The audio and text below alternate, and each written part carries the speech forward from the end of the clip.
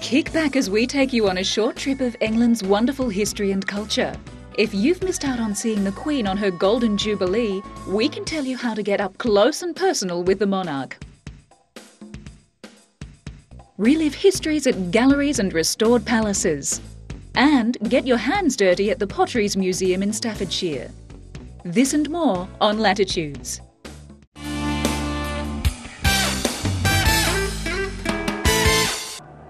"2002 saw the Queen's Golden Jubilee celebrations take to the streets of England. From all across the country and even the world, monarchists and tourists flocked to the palace to see their beloved Queen and celebrate her 50 years on the throne. For a short but wonderful moment that year, the whole of England witnessed Her Majesty's glory. Until today, that energy reverberates throughout London's tourist destinations. For those who couldn't make it, not to worry. The Queen has made a special appearance for her supporters who missed out.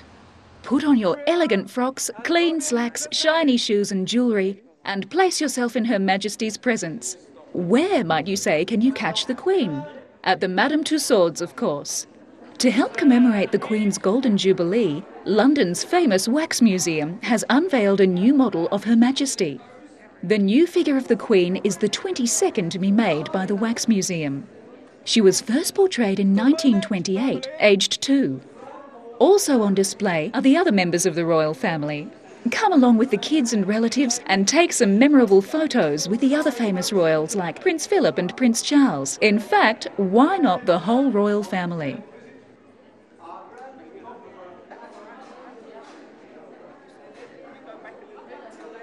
There's someone taking a photo. I just stood back next to To further celebrate the Jubilee year, an exhibition of 5 royal bridal gowns are on display at Kensington Palace.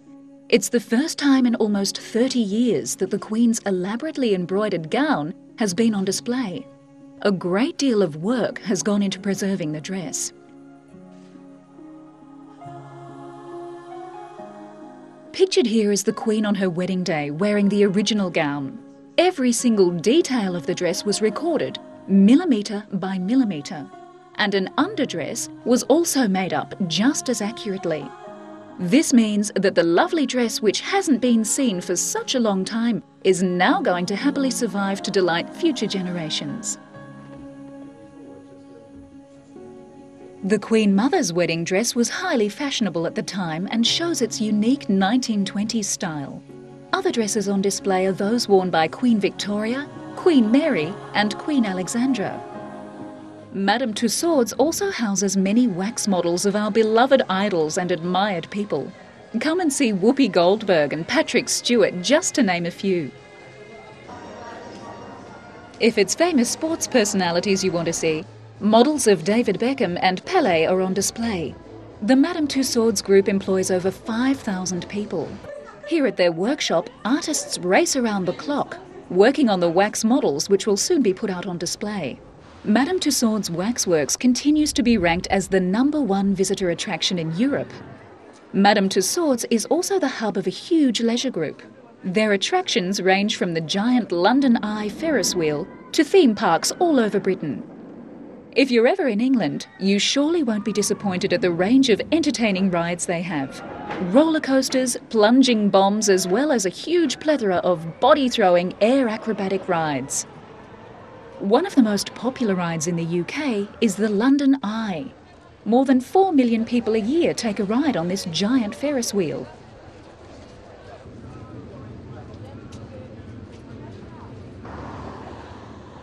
Here you can see the whole of London landscape at the peak of the ride, as well as a good view of the Thames Cathedral. If theme parks are your interest, then come and check out Legoland at Windsor. Be amazed at the miniature worlds on display and the amount of detail in the well-thought-out layout of the park. Watch as the little vehicles scurry away to their destinations. Thanks to the Queen's Golden Jubilee, there's been a positive impact on the country's tourism. And now is the best time to come to the UK. If you're looking for a more relaxing and pleasant function, come to the yearly Chelsea Flower Show, the finest display of horticultural talent in the world. On display is the wonderful Transparency Garden. Also on display is the Marie Curie Garden of Discovery and Through the Glass Ceiling Garden, which symbolises a relaxed, harmonious existence. This garden was co-designed by the Prince of Wales and was dedicated to the late Queen Mother. It embraces ecological building techniques and contains plants with either medicinal or culinary uses, and has been aptly named the Healing Garden.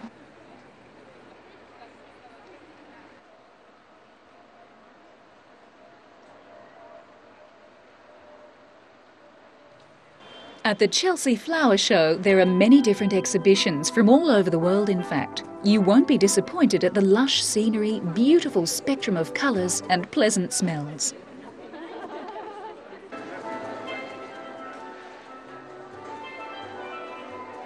Grenada and other Caribbean countries are represented here, as are Japan, South Africa, India and Australia, making Chelsea a truly international event.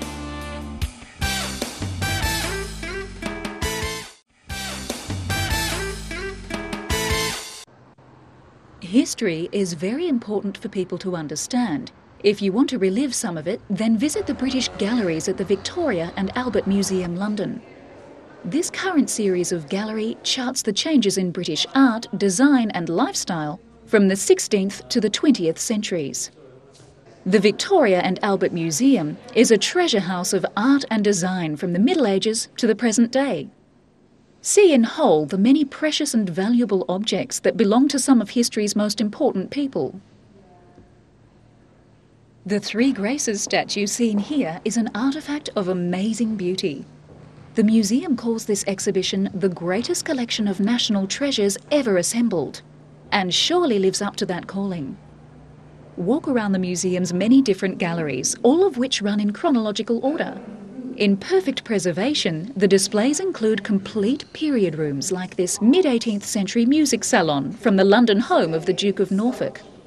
The woolen wall coverings, plasterwork and even the flooring typical of the period are faithfully reproduced in this 18th century room from a London house demolished in the 1950s. Watch this short animation which outlines the changes in lifestyle, like tea drinking habits. One of the main themes in the museum is the gradual growth of British national consciousness. Walking through the many galleries is like walking through a time warp. One can slowly comprehend the changes over 4 centuries. And if your hands feel a bit itchy, there are a few activities to get your minds and digits working.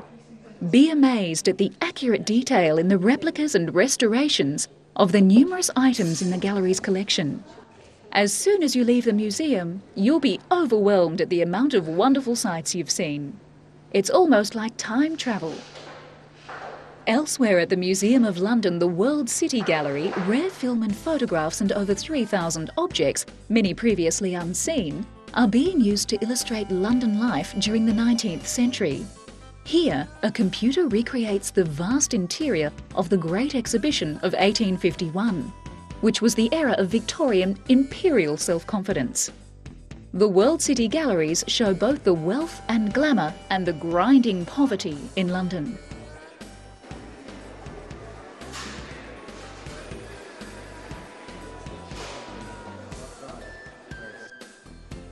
The world's first underground railway opened in London in 1863. Some of the earliest photographs ever made show the laying of underground tracks.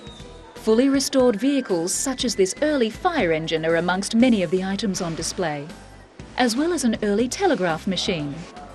While some enjoyed London's increasing wealth, a third of the population laboured in sweatshops, struggling to bring up families in the densely packed slum housing. The consequences are seen in this skeleton of a child. Its bent legs, a telltale sign of rickets, a disease of malnutrition. Walk through the interior of the barber's shop. See all the old various telephones. Walk along the front of the pawnbroker's shop and look at the many photos of London back in the day.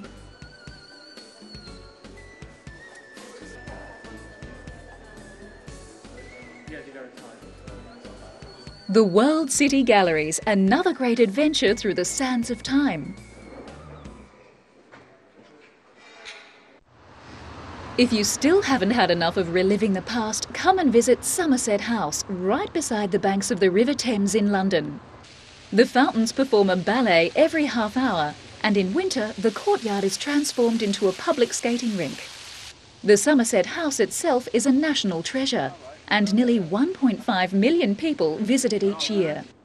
Rare fragments of the Tudor and Stuart Royal Palace, which was demolished in 1776, have gone on display in the Somerset House, which now stands on the same spot.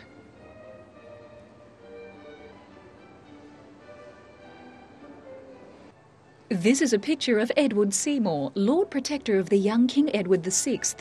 Renovated in 1997 at a cost of £48 million, the fragments were found here and are now housed in the 3 newly built museums. Amongst the many items that were found and then housed here are a gilded stucco mask of a river god and numerous others. A computerised display shows the original palace built in 1547 through to the present day, which also housed 3 queens of England. The Old Palace exhibition joins the 3 public museums there: the Courtauld Gallery, housing Impressionist and Renaissance paintings, the Gilbert collection of gold and silver art, and the Hermitage rooms displaying highlights from the Hermitage Museum. But this is only one of the many restored royal homes that you can visit. This is one of Britain's most historic homes, the Osborne House, located on the Isle of Wight. It was the family home of Queen Victoria and has just recently opened up more of its rooms to the public. Enjoy the lovely scenery at this domestic retreat and fine examples of Victorian taste and architecture. This is Edward VII and his family, who eventually bequeathed the house to the rest of the nation. The exterior and interior of the whole building has been totally restored. The grandeur of this majestic home will have you spellbound. Much effort has been spent restoring the interior to its original state. This is the Durbar Room, which was built in the 1890s. It was the last part of the Osborne House constructed and was the grand entertaining room. The Durbar Room was seen as the ideal location to display the royal treasures because of its Indian decoration.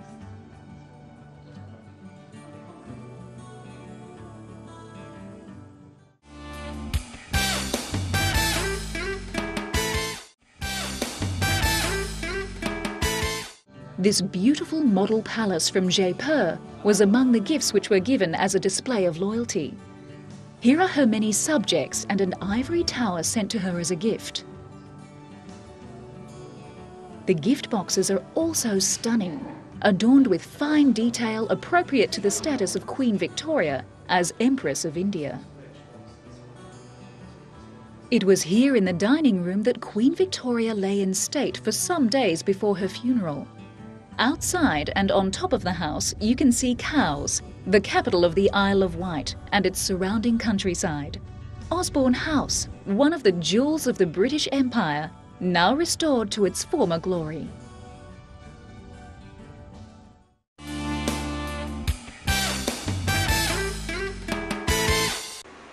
Stoke-on-Trent was the centre of the pottery industry boom at the end of the 18th century. Its rich pottery and ceramic history continues to bring tourists to the heart of the city. This is one of the many bottle oven chimneys that litter the Stoke-on-Trent and Staffordshire landscape. Since the Middle Ages, clay and coal, typical outcrop found near the surface all over this part of the world, was used by farmers to produce pottery. The city of Stoke-on-Trent Council is keen to keep the history of the region alive. The Potteries Museum and Gladstone Working Potteries Museum offer an insight into the rich history of this area.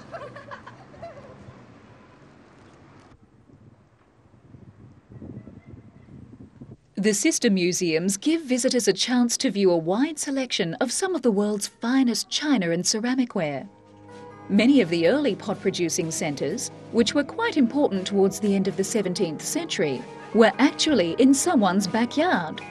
But by the late 1800s and early 1900s, Stoke-on-Trent became the centre of the ceramic industry boom. But pottery wasn't always used for domestic purposes. The museum has an extensive collection of prehistoric pottery, outlining the time when pottery first emerged in the United Kingdom. In the Neolithic period, pottery was used for ritualistic purposes only.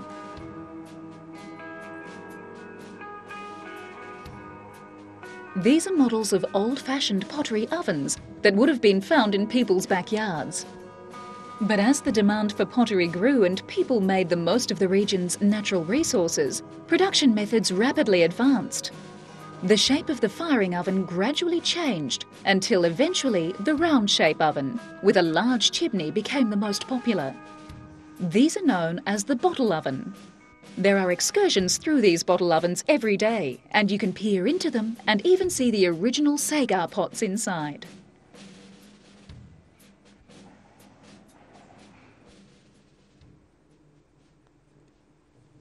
At the Potteries Museum, visitors get the chance to decorate their own pots and ceramics.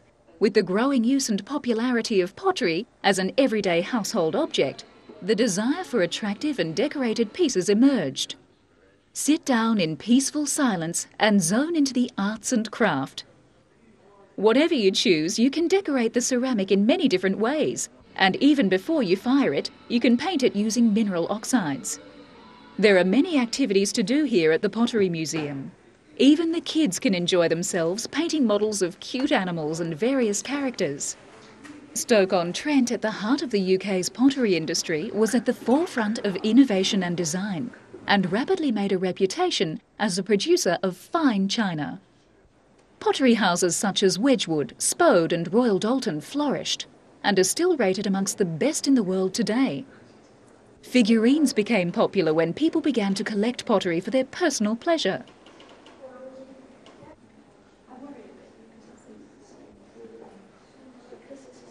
This is a famous Toby jug, a collector's item. Celebrating the Queen's Golden Jubilee, royal collectibles are on display. These collectible items are still very much in high demand. Drinking tea, coffee and chocolate became fashionable in the 18th century. This is a unique collection of drinking cups at the museum.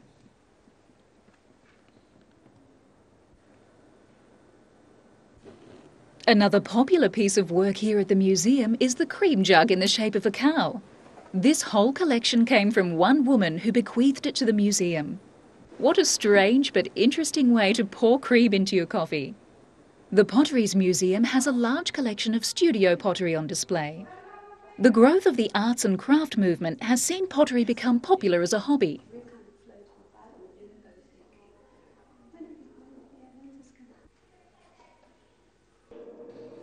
Making pottery became a lifestyle more than a job, and studio potters would build their own wheels and kilns, fire their pots with wood that they'd gathered themselves, and sell their wares. If that tickles your fancy, then the Gladstone Working Potteries Museum offers visitors a chance to have a go at pottery making themselves. Both the museums encourage interaction from the public, and the Potteries Museum runs a special display each summer with activities aimed at attracting the interest of children. They'll surely have lots of fun getting their hands dirty here. But classes are not only directed at children, adults and elderly alike can also enjoy classes at the Pottery Museum. This peaceful and calming activity has attracted people for many years.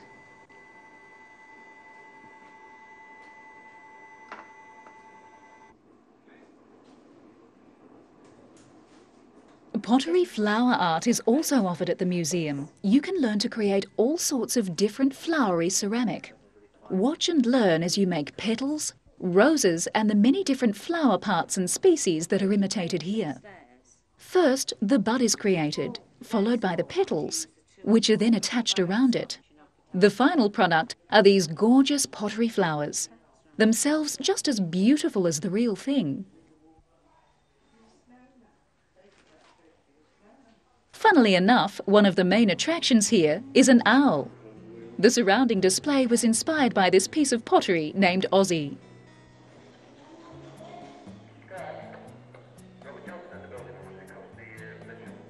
Ozzy is a prime example of slipware, one of Staffordshire's most distinctive types of pottery, and large quantities were made for about 100 years from the middle of the 1600s.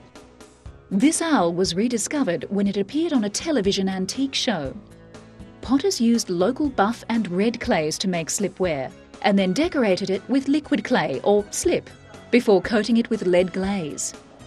And Ozzy does appear to be doing his job of attracting visitors. These children are taking part in an educational workshop which tells them about the history of pottery and their town, while giving them the opportunity to draw pictures of Ozzy and create his likeness in puppets.